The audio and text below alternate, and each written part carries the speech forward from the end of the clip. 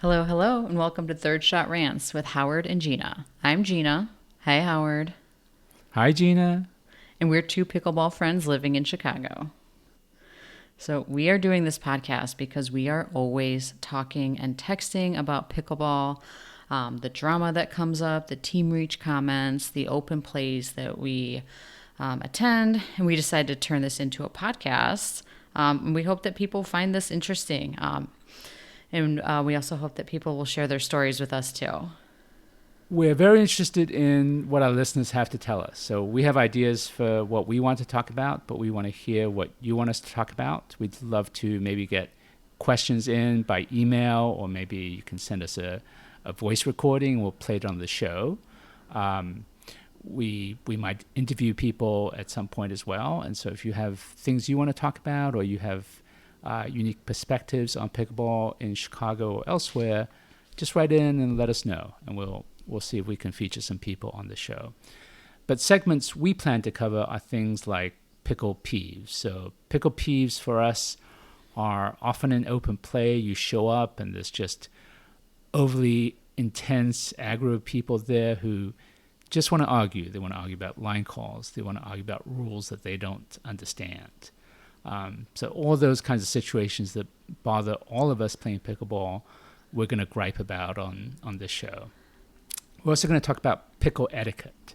So pickle etiquette is things like forming groups. So if you want to have a larger group for private play, how do you go about that? Right? Do you have to tell people what the level is? Who's gonna join the group? Sometimes people are super fussy about who they want to play with. We have certainly some friends who maybe want to play with some people and not other people. We're not going to go into details, but that definitely happens all the time. And also, how do you organize the games? Is it just going to be open play and kind of random, or are you going to try to set something structured up where maybe you play round robin groups? And we do some of that, so we'll talk about systems that we've set up for that. I think we definitely plan to talk about duper ratings a lot. I don't have a duper rating. I might never have a duper rating, but I think, Gina, you might have a duper rating very soon.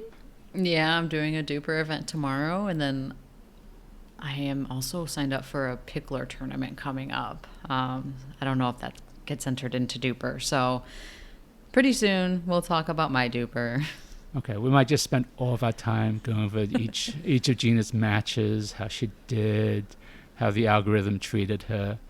And I think we're also super interested in talking about the algorithm changes that have taken place recently. Those seem really interesting, and we're going to get into those at some point. The other topic we are going to get into is, we're from Chicago, so I think between the two of us, we have a lot to say on things in Chicago. We know what the public parks are like, where to play, what the systems are in each park, and it's not always super straightforward. And for me, it was intimidating to join open play at a park initially because it wasn't quite clear what you were supposed to do. And so we'll kind of cover how that works in Chicago. And we'll cover some of the private facilities that have opened up in the last year or so, and a lot of great places to play in Chicago. So we'll get into that, and that's hopefully going to be useful to people who live in Chicago as well as people who might visit. Another topic I think that's really for you, Gina, is we're going to talk about coaching. So, Gina, you became a coach, and I think we're going to talk to you, maybe do a whole episode on your perspectives on coaching, how you got into coaching, how you really try to help people become better, right? That's what we all want to do, and you're actively working to help people do that. And then we're going to do, as we said, maybe some interviews. So we got friends who maybe we'll have on the show, and then maybe they're local people in the Chicago community who would come on and want to talk to us. So we'd love to have people write into us with ideas that they want to talk to us about. So one thing we wanted to start with on this episode was just to give you a little bit more of a flavor of us. So we're going to talk a little bit about each of our personal journeys into pickleball, and give you an idea of who you're listening to. So Gina, do you want to start and maybe kind of give a little bit of perspective on how you got into pickle? Yeah. All right. So, like so many pickleballers, I do have a tennis background. I started tennis my freshman year of high school, which is a little bit late for, I guess, like most tennis players. A lot of people start, as like small children. My mom had, just kind of suggested, like, why don't you try tennis one day? We went to a park and I really enjoyed it. Decided to try out for the team that year. I was pretty good at it, like fairly quickly. But I'm also just sort of have like natural athletic ability. So I loved it right away. This was like early 2000s. I was watching Serena and Venus on TV. Probably like some really prime tennis at that point. That seems really impressive, Gina, for starting that late, I imagine. What were you playing in high school? Were you playing singles or doubles or both? Yeah, I played doubles. We made it to state, I think, by my senior year, so that was a big deal. Mostly because like we're not like the high school I went to was not like one of the wealthiest, and we had to play some really tough teams to get there. It was a lot of like 4 years of me just cramming as much tennis as I could, just completely hooked on the game. Yeah, Loved that's it. awesome. Yeah. And so at some point in my tennis career, I guess like I played 1 year of Division III tennis in college, and then just kind of decided that I wasn't really happy. I had, like very undiagnosed anxiety and depression, didn't like know how to deal with it because I didn't quite realize like what was happening. But I decided to just leave tennis behind. I had hurt my shoulder. I wasn't having fun. It was no longer, I guess like something that I was like looking forward to anymore. So I just kind of, I let it go. I had played in one league in McFetridge in probably like 2011. It was a little bit intense, so I wasn't having fun. That was like probably the last time I played tennis.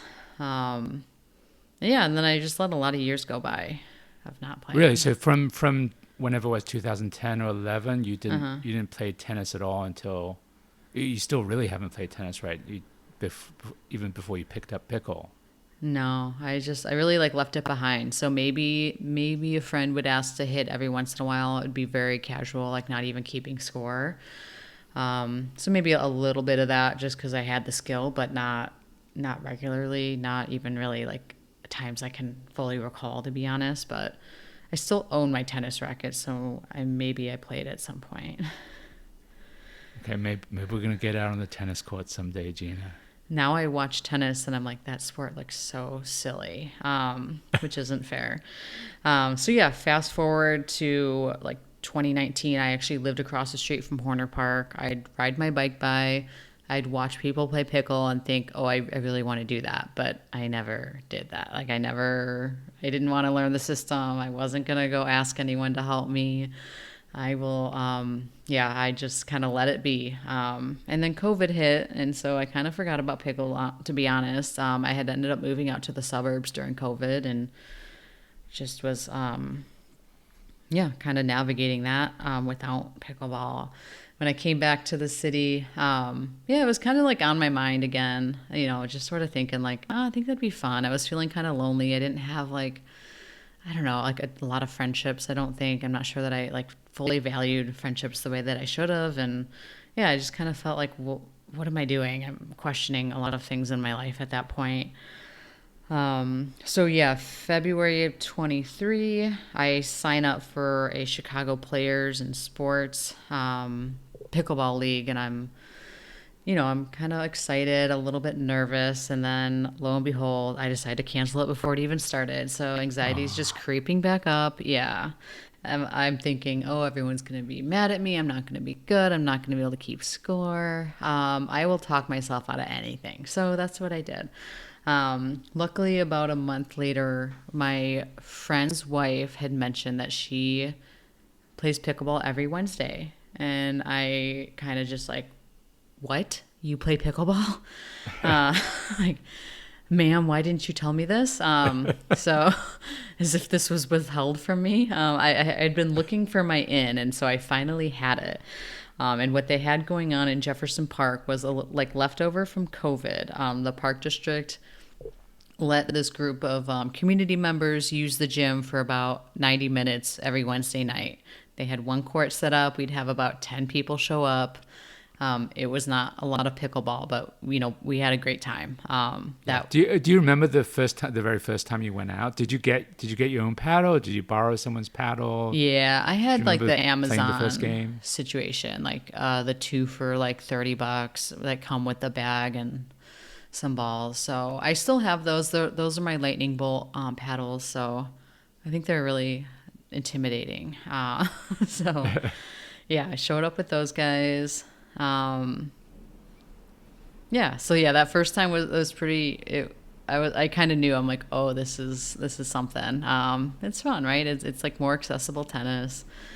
And so I started playing once a week. We'd go out to like dinner and do trivia after. So it was kind of like a fun little thing, and like it was what I was looking for, right? It's like social interaction, a fun sport. I was hooked. So did that for, I don't know, I guess like the rest of 2023, and then come fall of that year, the park district says, no, we're not doing this anymore. So you have to sign up for a class like everyone else. Okay, so we do. I start like navigating the classes, and I see that the park right by me, Kilbourne Park, has a Saturday morning session. So signed up for that. Met some great ladies there that I'm still friends with to this day. Really enjoyed that. I still like, we'd go to brunch after, and now I consider them good friends of mine. And so then, the social aspect was super important to you as well as the pickle. Yeah, I think that I was truly kind of just missing that, like, I didn't really have much to do. My social life was not bustling, and I was missing out on some things. So it was important to me to like meet people, make friends. Now we go to Sky games together and go do this and that. So it's been extremely fulfilling. Fast forward to, gosh, I guess it would be like winter, like January of 2024. I'm hearing that all the best players are at Horner Park at their park district class. And so I'm like, okay, I have to get into this. Getting into Chicago Park District class is competitive. You have to like stop what you're doing, like make sure you don't have any work meetings. You have to clear your calendar. You have to get on right at 9:00 and click that button. So, it was exhilarating to get into a Horner class. And that's where I met you, Howard. So that was definitely meant to be.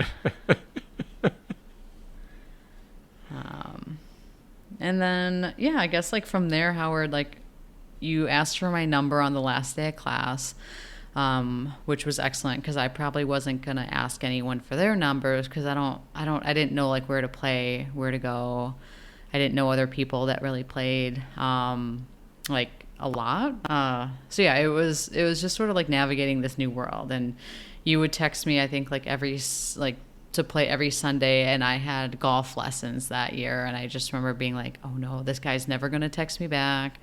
We're never going to play. He's not going to be my pickle friend. And I remember just like stressing over that a little bit. Yeah, I remember that too. So we have a mutual friend. Her name is Susie that both of us play with a lot, and I play with a lot especially. And Susie was the one who said, Gina, she's a really good player, and she's a normal human being.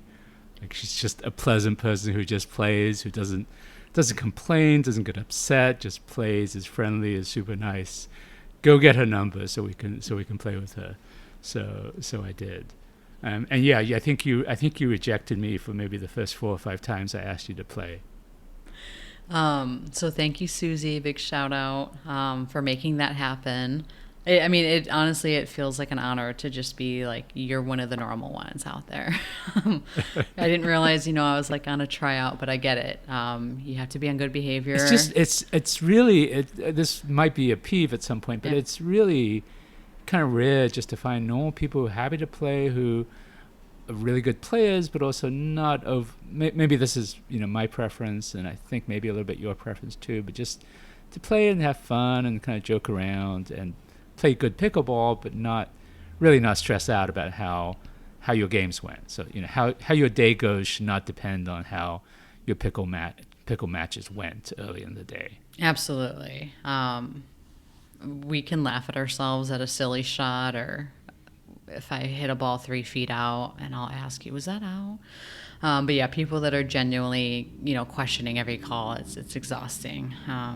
Yeah, let's just have fun and get some exercise and hang out with our friends and play good games. So yeah, after that, anyone that asks like, where do you play? I just say, oh, I play wherever Howard invites me to, which that time was mostly at Gompers. We haven't been back there in a long time.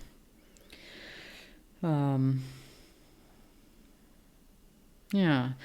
So yeah, I guess fast forward to October of 24, and that's when I was out with a back injury for like 6 weeks, and I had hurt myself golfing. I go up to drive a ball, the first one, without warming up. Like I'm 22, Howard. And I just swing as hard as I can and pull my lat, and I just couldn't really like exercise without it spasming. And so I took a long time like kind of away from the game, and I honestly spent a lot of time watching the pros. I'd watch all the PPA, all the MLP, and sort of like got a better understanding of the game. And I think that's when I came back with a little bit more edge to my game and felt a little more confident. Like maybe that break was needed. What do you think? Yeah, you were kind of alarmingly improved after you came back. I was annoyed you were gone all that time Yeah. because I'd asked whether you would play, and you were like, "No, my shoulder is a little bit problematic." But I remember you used to be really slow coming up the net. So you used to just kind of amble in, and you're great. You're great at volleying. You've always been great at volleying, so you could handle it. But it used to be possible to kind of get the ball down to your feet, and maybe it would create a problem, maybe it wouldn't. But you came back, and you were just volleying the crap out of those shots. Like I get what I think was a great shot down at your feet, and no problem for you.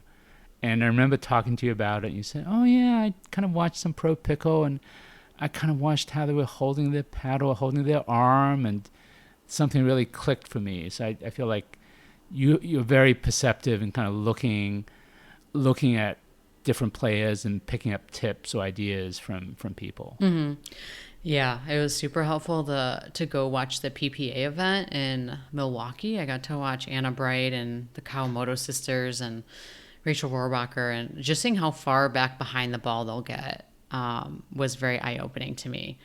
But yeah, every time I turn on a pickleball tournament, I think there's always a little something to pick up. And yeah, you're definitely right. I was hanging back. I did not want to get up to the kitchen. I was scared of everyone's drives.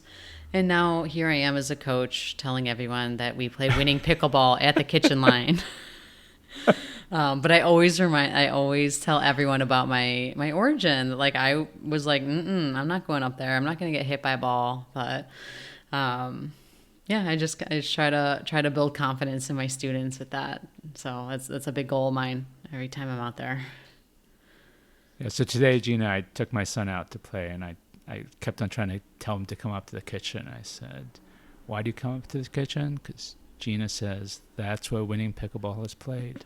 So that's a RPO thing. Like that's what they taught us in our certification class. And I mean, it's true, but I will repeat it over and over again. We play winning pickleball at the kitchen. Yeah. So yeah, now I'm here. What do you think, Howard? How am I doing? That's pretty amazing. Yeah. I think your journey is unique to you, but has kind of commonalities with all of us. Mm-hmm. That it seems like pickle helped you personally.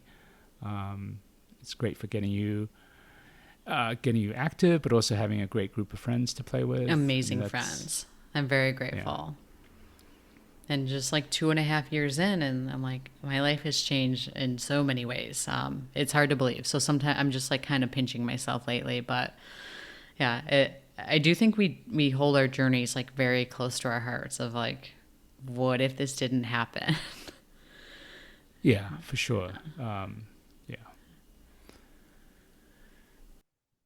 Well, why don't I get a little into my Yeah. background now? And I think there's more to cover in terms of what you're doing and how you got into Yeah. coaching and so on. But like I think we'd love to do a whole episode probably on coaching at some Hmm. point and kind of get your perspective on how you become a coach and the challenges with being a coach. But so the first time I played pickleball was in probably the early summer of 2022. So my son had finished up eighth grade, and in the school that he was at, there was an annual tradition where the dads would take all the kids in school on a camping trip up in Wisconsin, and it would go for maybe like 3 or 4 days, and it was just a big school event, and it was excellent.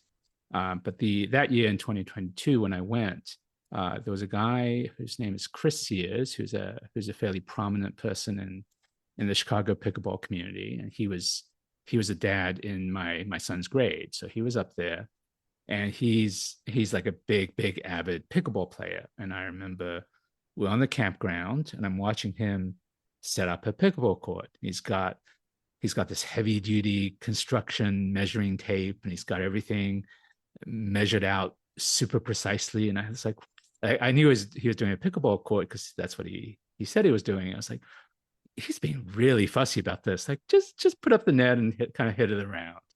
But of So Howard, course, is this like in a parking lot at this point, or are we on like what's the yeah, yeah. purpose? This Okay. is yeah, this is a campground that the school had reserved Mhm. up in Wisconsin, and this is just on a parking lot.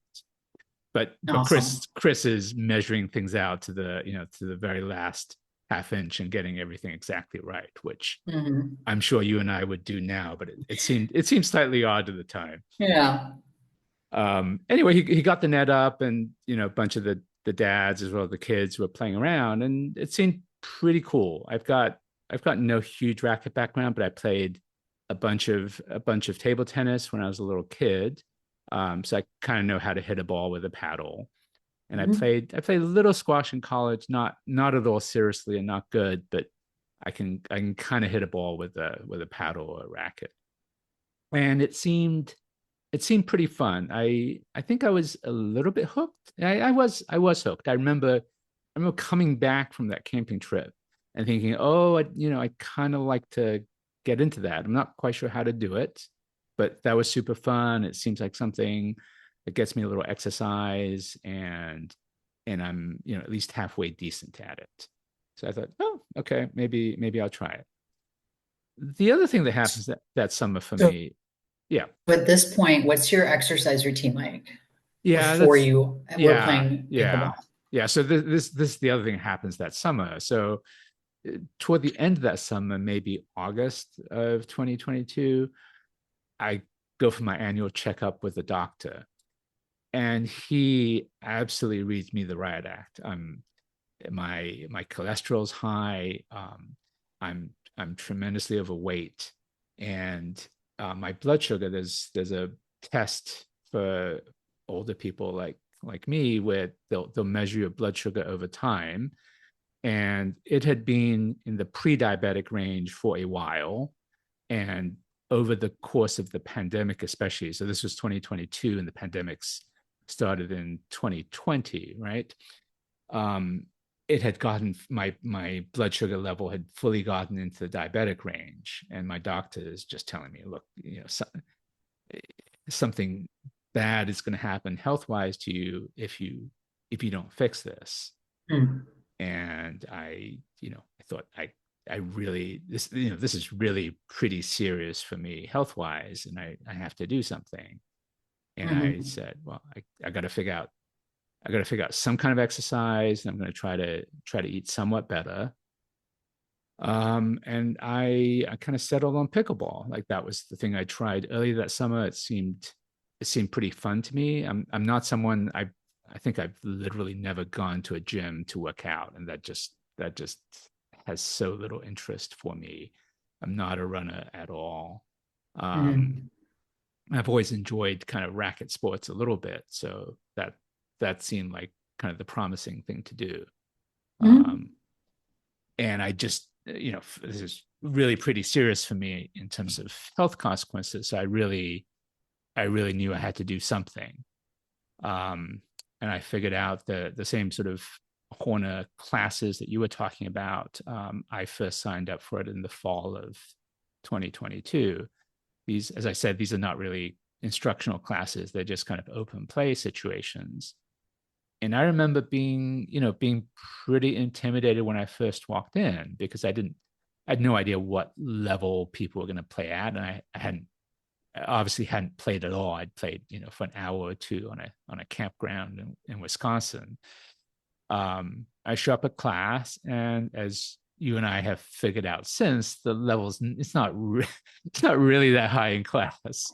And I figured out in the first class, oh, okay, I can at least kind of play and more or less hold my own and not embarrass myself. But it was tremendous for me in terms of exercise. I mean, I had an office job. I sat at a desk all the time and Mm. was very sedentary. I'd gained a lot of weight, not just during the pandemic, but for probably the decade before the Mm. pandemic, and I was just terribly out of shape, right?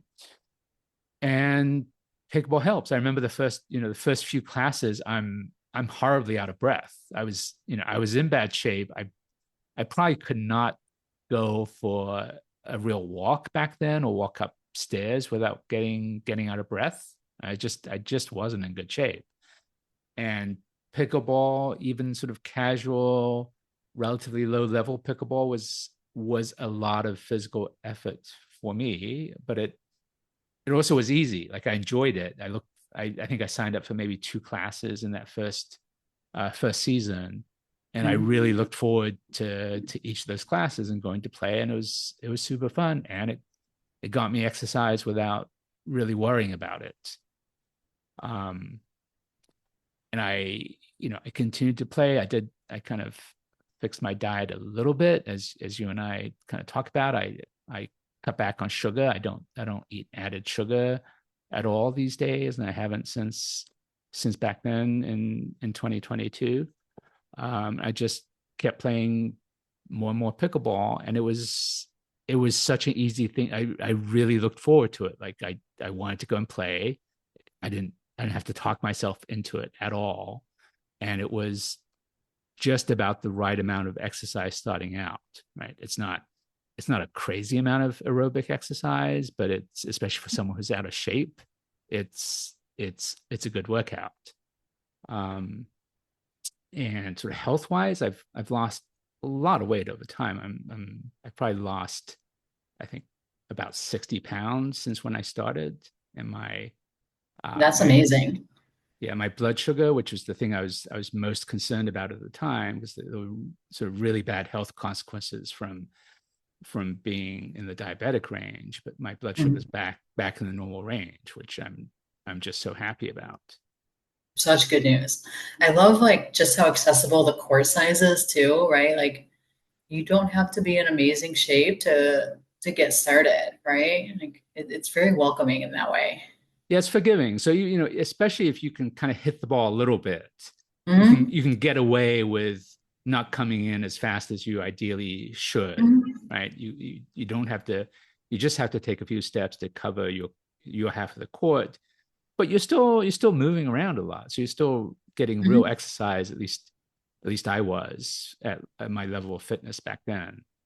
Um, Really, when we're in office jobs and sitting all day, like standing, doing anything and moving is fantastic. Like we need that. We're not built to sit all day. I love that journey for you, Howard. yeah, and And I now you're killer. now every once in a while I'll play singles, which I would never have thought about doing back then. Yeah, and you kick my butt. So and I don't, without pickleball, I don't know where I would be, right? I knew back in the end of the summer of 2022, I knew I needed to fix something health wise, and Mhm. if I hadn't gotten into pickleball and if I didn't have that as an option, I'm a smart person. I absolutely would have tried to do something, but I Mhm. never I never enjoyed exercise or working out for the sake of it. So I would have tried to do something. It's important for me and for my family that I try to get in better shape, but pickleball made things so easy in a Mhm. way that I'm not sure anything else could have. And so it's just made a tremendous difference in my life. Yeah, I feel the same that like pickleball kind of saved me, and I don't know where I'd be without it either. Like I didn't feel like I had a big support group or a safety net of people around me. And that was my own doing. Like I just didn't, I wasn't valuing friendships the way that I should have. I had a lot of anxiety and depression that like I went undiagnosed for quite a while. Um, yeah, pickleball kind of found me at the exact right time. Everything changed. I've never felt like so fulfilled in my life. My friendships are, I don't know, incredible. I'm so grateful for all the people around me, and yeah, the physical and like health benefits of it are incredible too. So we love pickle. Yeah, and I will say I'm a little bit of a curmudgeon. Between the two of us, we know that you like to do social things surrounding pickle much more than I do. Mhm. But having said all of that, my pickleball friends are kind of true friends, and that social aspect is really being a surprising kind of part of my pickleball journey as well. So Mhm. I, you know, I I'd honestly rather play um with friends and have a good time than necessarily have like the absolute most competitive games possible. I'd love to have both, Mhm. but being in a friendly environment and just having a good time and getting some exercise and trying some shots, that's a pretty good time. Laughing at our ridiculous attempts at, whatever we're trying that week. I love it. We always have a good time. Okay, so I think there's a little more to our journeys that we'll cover at some point, perhaps. But Mhm. I think we're going to do one last segment on this show, and then kind of close up. So one of the things that you and I like to talk about, Gina, is just complaining about stuff that we don't like.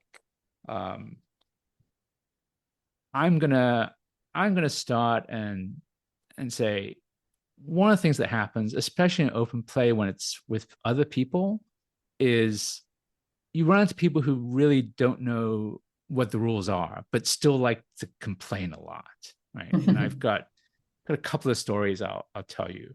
So first time I show up somewhere, I'm there with a friend, and I'm playing a game, and our side is serving. We serve, a couple of shots go back and forth, and there's a high ball that comes back from the other side. It bounces somewhere around the kitchen line, perhaps. And I get up to it while it's still fairly high and put it away. And I'm kind of running in. So I put it away. It bounces high up. It's a pretty easy shot. I hit a winner, and I kind of step into the kitchen afterwards, which, as we know, is fine because there are no kitchen violations unless you're hitting a volley. And I'm just waiting. I'm waiting for the ball to come back to me, right? I'm waiting to serve the next point, but the person on the other side says, "No, no, no, you committed a kitchen violation."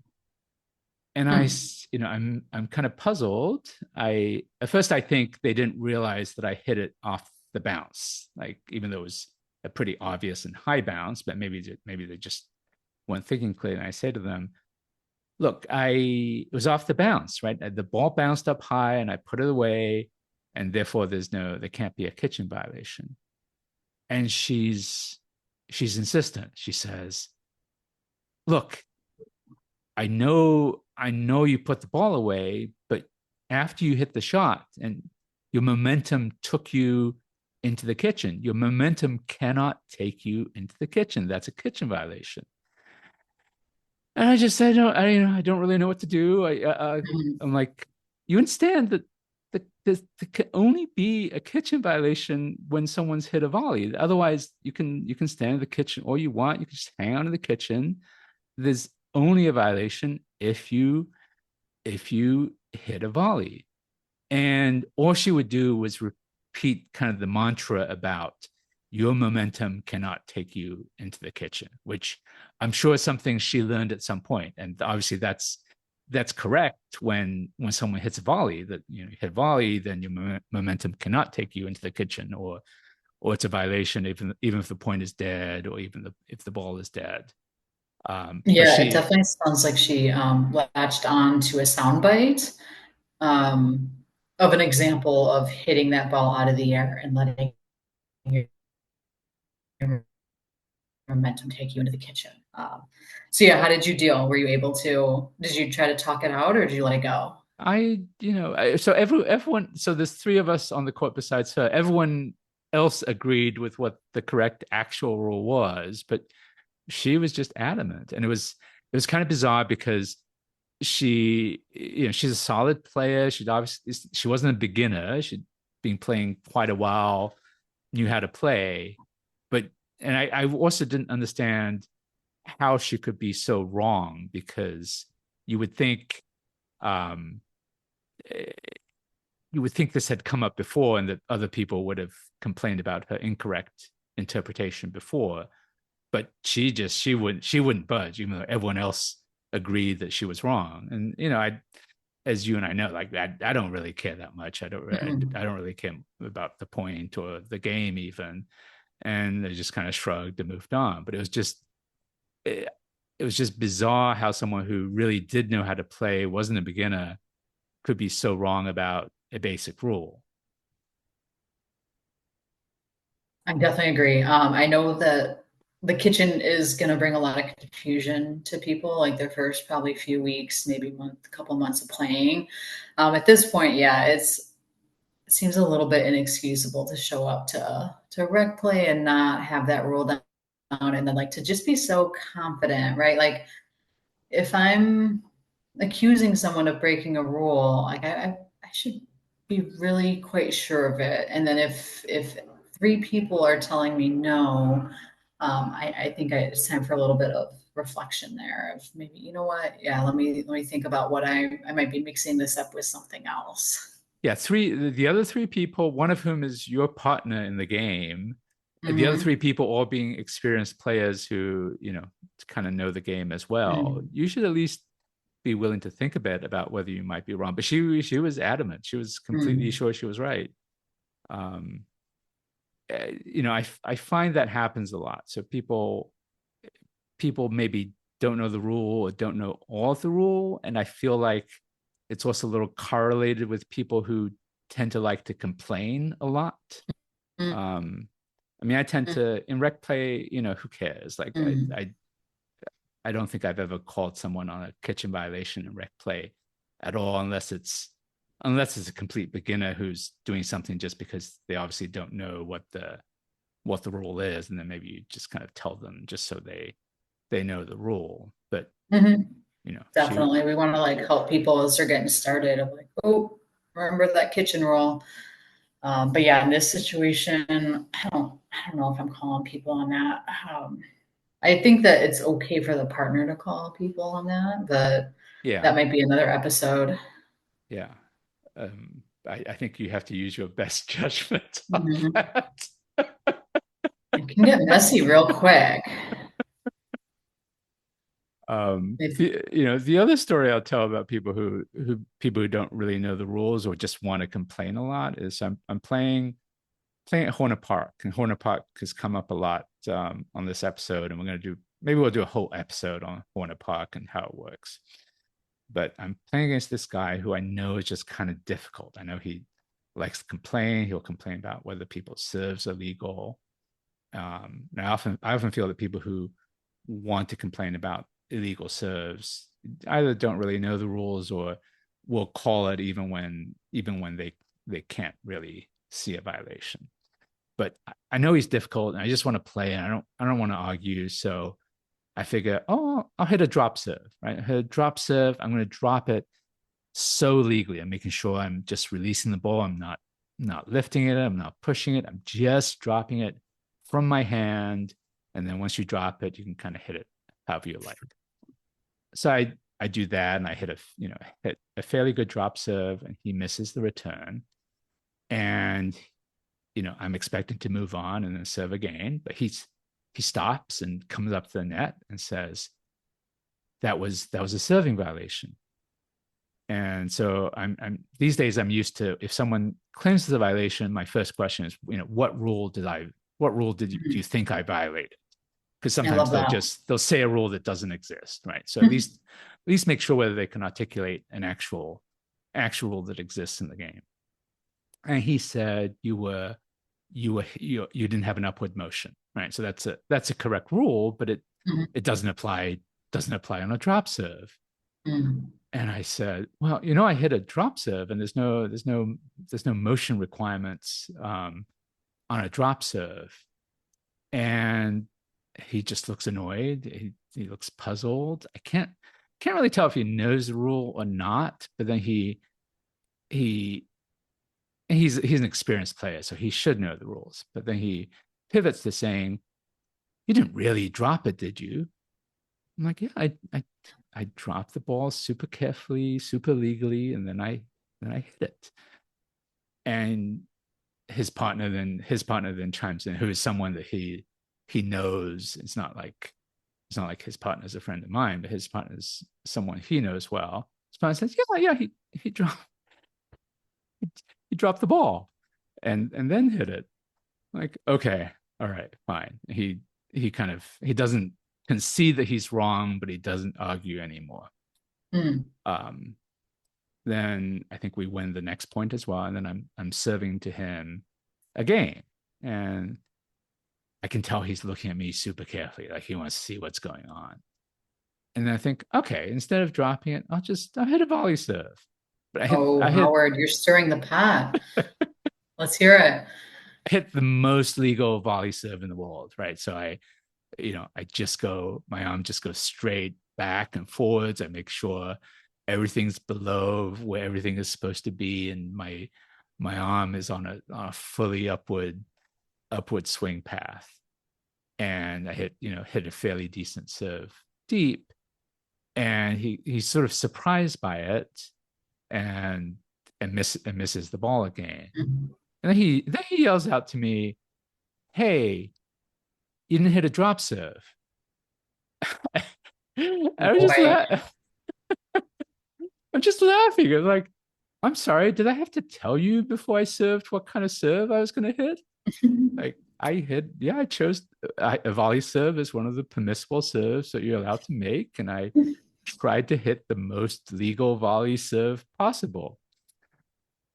And he realizes he doesn't actually have a real complaint and just kind of grumbles a little bit and says, I thought you were going to hit a drop serve. I'm like, no, I just kind of decided to hit something different. Do you think he just woke up that day like wanting to argue with someone?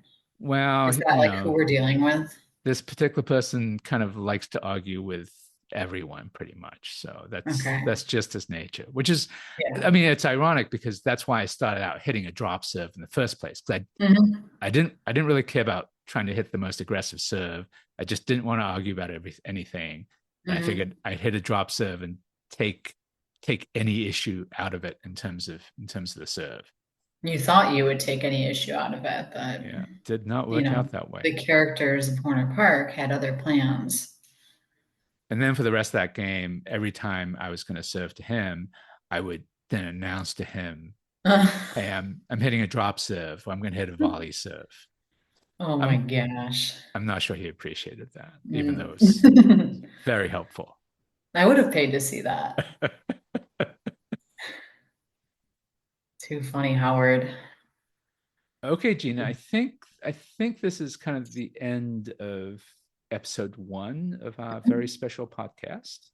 I think we have a few closing remarks. I would say, first of all, we haven't really gotten into your coaching background yet. But and maybe we'll talk more about this on future episodes. But for anyone that's looking for coach, Gina did not ask me to say this. She's not even paying me to say it, but I think she's a tremendous coach, and I think she's a good coach for lots of different scenarios. So Gina, as you can tell from this podcast, is just a super kind, nice, relaxed, chill person. So if you want that for kind of your coaching vibe, I think she's perfect for it. If you're someone who's just starting out, right, and you need encouragement and help as well as good advice about how to play, I think she'd be great for you. Um, if you have kids that you want to teach to play pickleball, I think Thank you, Gina's Howard. That great is with very kind. kids. Yeah, you're great with kids. Um, I also think, like we covered a little bit, I think you really, this is before you even think about coaching, you really are very observant and perceptive about people's forms and how they play. And Mhm. I think for someone who's a skilled player who's been playing for a while and kind of wanting to make a step up to the next level, which I think is it's not a straightforward thing to do, but you probably could really use some coaching to do that. And I think having Gina look at your form and look at how you play, I think that would um, really help you out, and that's something I think is right in her wheelhouse. What's the best way for people to get in touch with you if they want to look into some coaching? Thanks, Howard. I appreciate that shout out.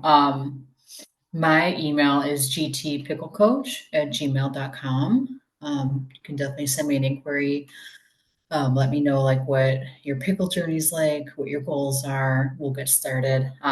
Yeah, I'm not gonna be that like big screamer or anything like that. People were always like, "Oh, you're so calm," and I'm like, "Yeah, we're having fun, right? We're still playing pickle, and we're gonna tweak some things and try some things and get our games a little bit elevated here." So I appreciate that, Howard. Yeah, if on the other hand you want to pay someone to yell at you for 60 minutes, Gina's probably not your person. Mm-mm, no, that'd be Well, funny though. We can try. I could maybe, do like a drill sergeant lesson or something like that. yeah, yeah. And you also coach a little at Piccadilly, right? Yeah, so I'm at Skokie, Piccadilly Skokie. Beautiful facility. Love coaching there. Love the people. Yeah, it's so I play there sometimes. It's a lovely facility. It's super spacious and comfortable to play in. Um, we'll do a Chicago episode, and we'll kind of cover places to play as well. The other place I should mention, and none of this is all just places we play at, and no one's sponsoring us. Is I mentioned Chris Sears earlier, and I'm sort of indebted to him for having got me into pickleball in the first place. But he also runs another great facility on the north side of Chicago. It's called Pickleball Clubhouse. It's on Mhm. Elston Avenue between Irving Park Road and Montrose. And it's a lovely facility. They're very high level players there, but it's also very Mhm. very welcoming to Mhm. all kinds of players. I think we're fortunate. These have all come up in the last really the last not even the full year, Gina. Right? These Yeah, are new just the places. calendar year. I think they Yeah, both opened after the new year. yeah, we're fortunate. So right now during the summer, it's very easy to play outside, especially if you know some people. But these places will be great places to play at as the weather turns at some point. Mhm. I have a minor plug for myself. I am, for better or for worse, a CRBN ambassador, and I have the newish paddle, the Genesis True Foam, which I like a lot. I Mhm. play with all the time. It's a really interesting paddle. It's a 14 millimeter paddle, and I've always played with a thinner paddle, but always had a little bit of interest in a thicker paddle for kind of the touch and control. And they say, and I feel like it's true, this is a 14 millimeter paddle, but it plays like a little bit of a thicker paddle. And it both has a good amount of pop, but also great control. So I'm pretty happy with it.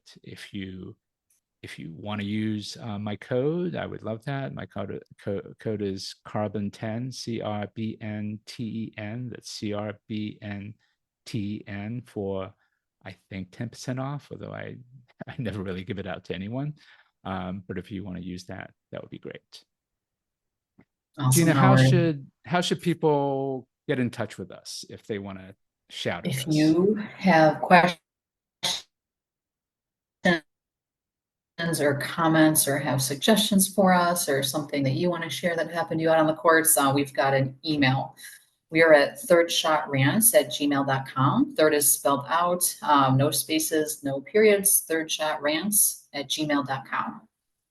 Okay, and hopefully, so I've yet to figure out how to get the stupid podcast up into the proper podcast places, but I think when we do it, we'll have show notes, and there'll be the places we've talked about. There'll be links for how to email us, or the places to play that we've talked about.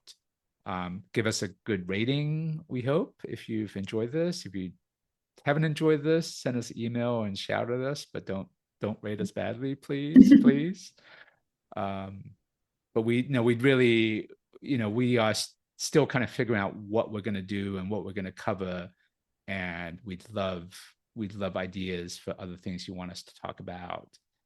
We'd love to have people on if you think you have something to say. We'd love to do some interview segments and talk about how people got into pickleball, what kind of unique things they want to talk about, especially in the Chicago area. And last, I would say, if anyone wants to advertise with us, or anyone wants to send us, if any pickle companies wants to send us some stuff to talk about and review, we'll totally do that.